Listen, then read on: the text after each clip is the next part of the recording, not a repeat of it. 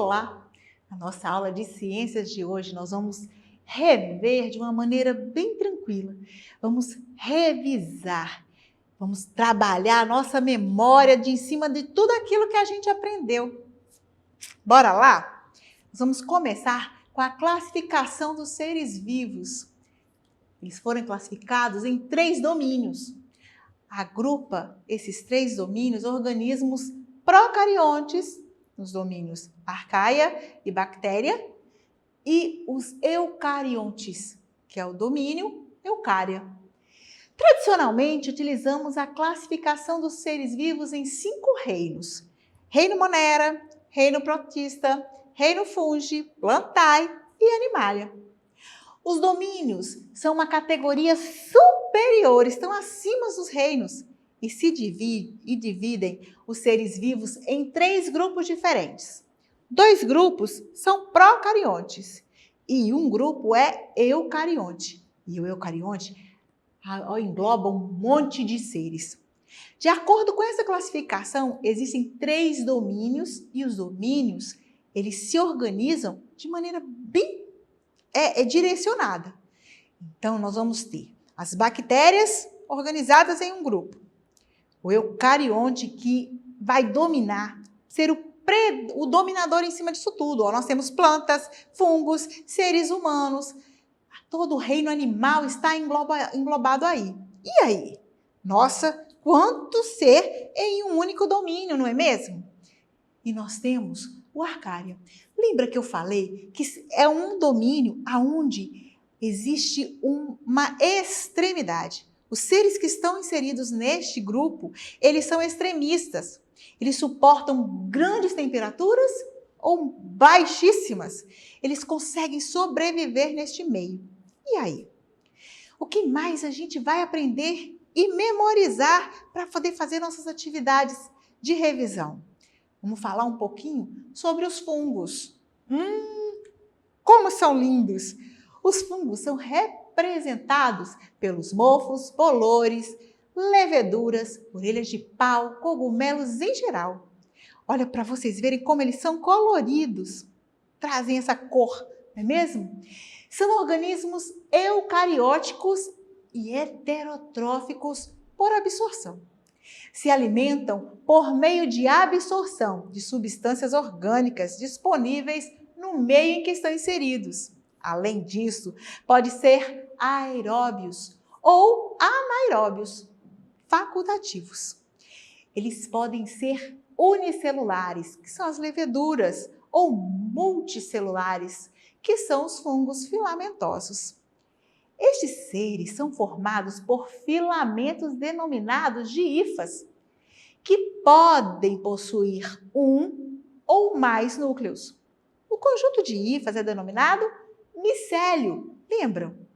Os fungos podem se reproduzir por brotamento, no caso dos indivíduos unicelulares, por fragmentação e também sexuadamente.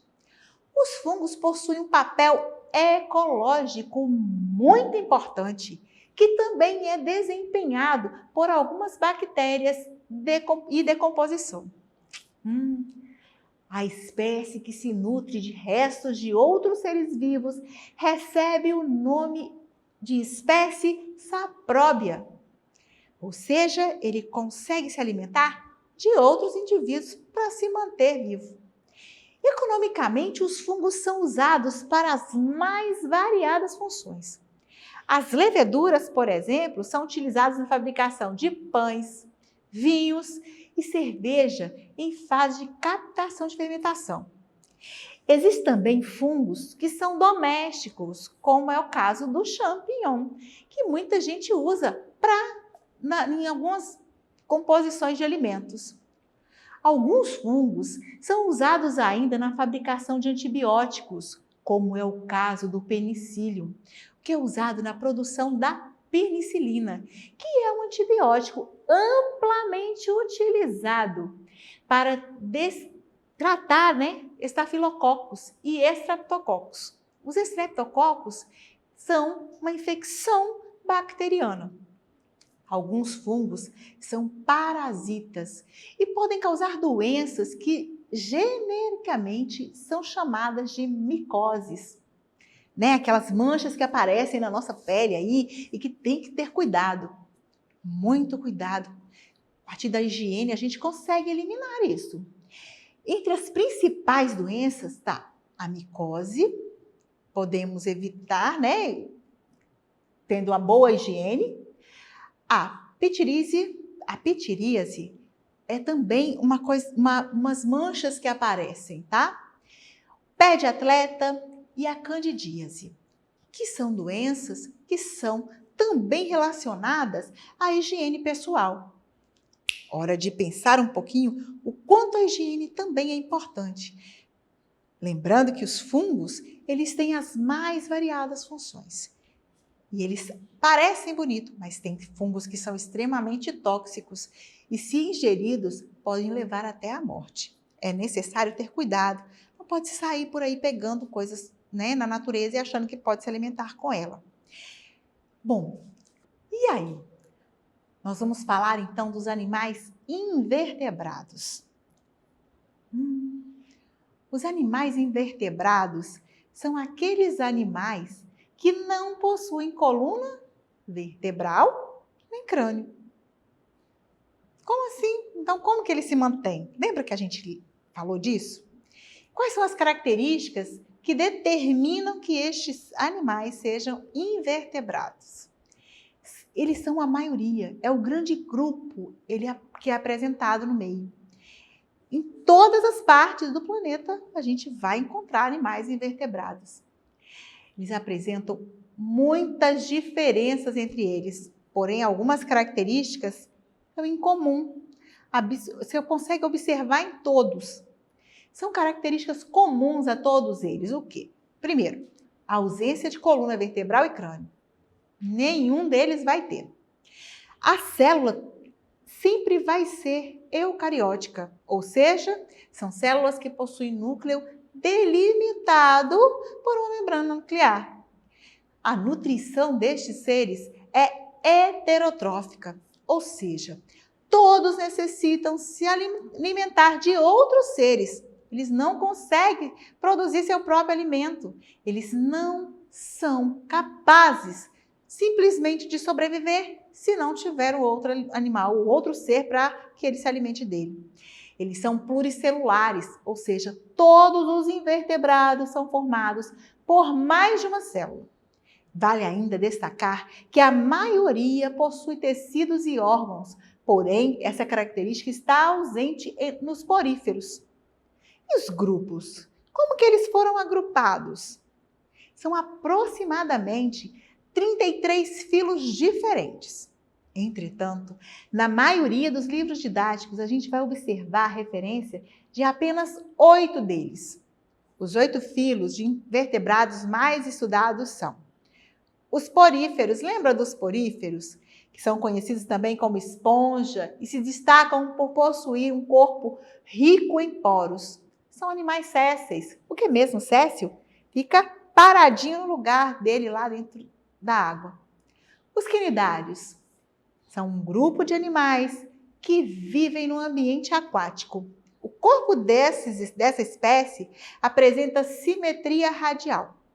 É uma capacidade gastrovascular. Eles apresentam apenas uma abertura, a qual funciona para entrar o alimento e sair resíduos. E os plateumintos? Estes possuem corpo plano, dorsal e ventral.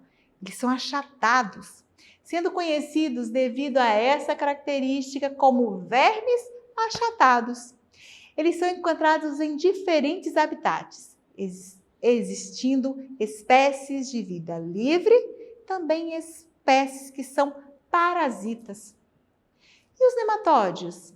São animais encontrados em vários ambientes, apesar de serem conhecidos principalmente pelas espécies que são parasitas.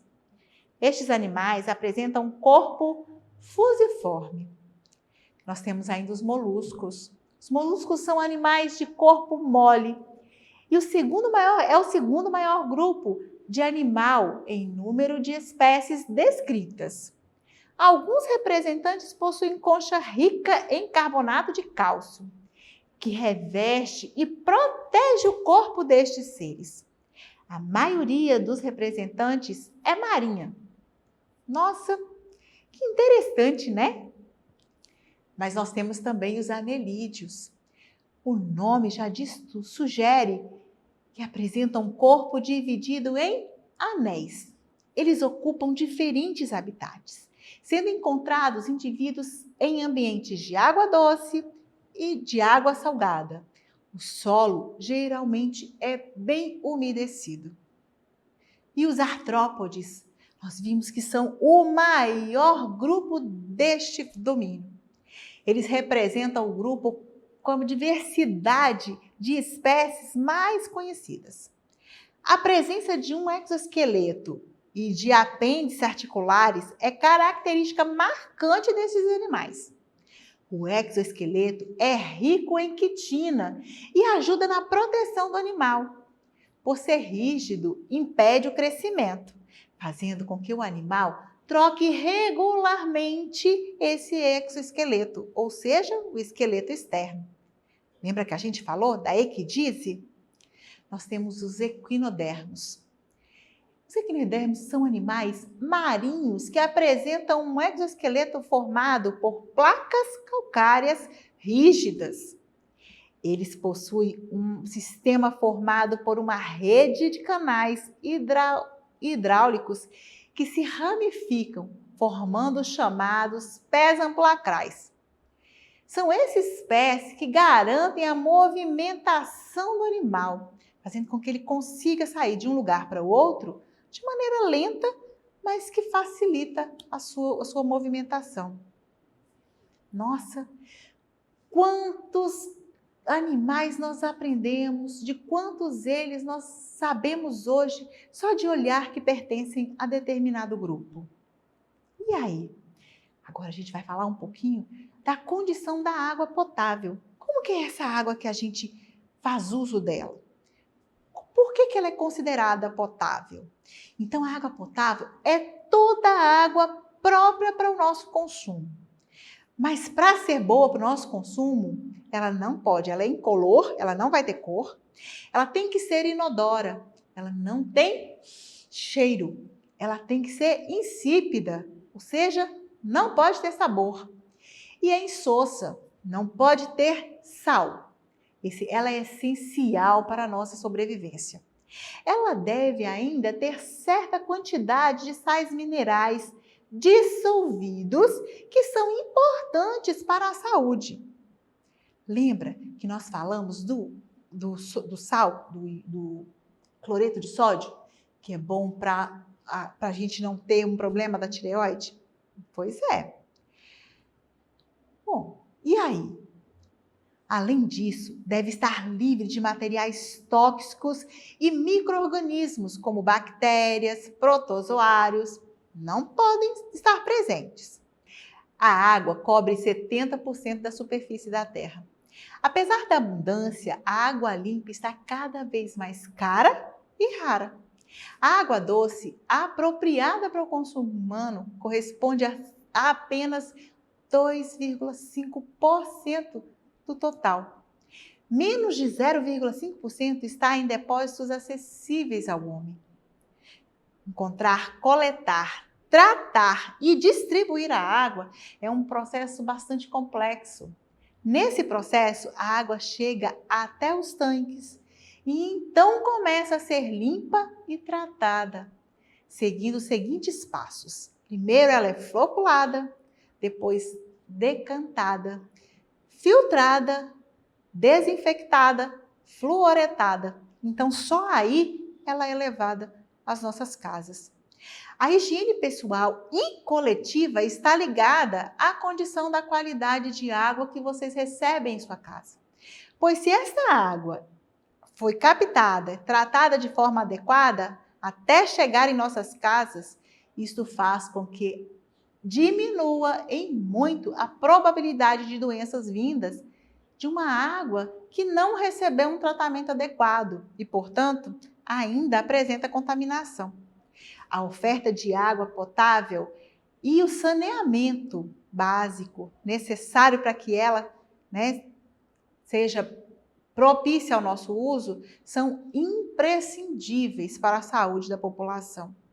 Porém, não devemos esperar apenas por intervenções externas para conquistarmos de fato uma boa saúde.